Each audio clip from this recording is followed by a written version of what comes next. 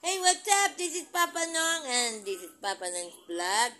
Ang pag-uusapan natin today is about alcohol. So, itong alcohol na hawak ko ay 70%. Bakit nga ba 70%?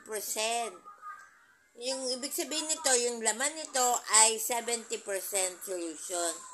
70% niyan ay alcohol. So, kung may 70, di ba dapat 100%? Ano yung 30%?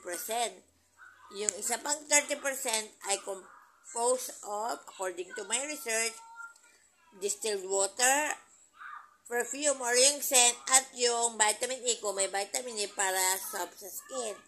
So, ayan. So, sana nalaman nyo na kung bakit. Ngayon, merong 80%. So, parang 70, nag-start ng 70 hanggang mas mataas, strength na po yan. So, mas matapang kung mas 80 and forward or abante pa. Thank you for tuning in to Papa Nong's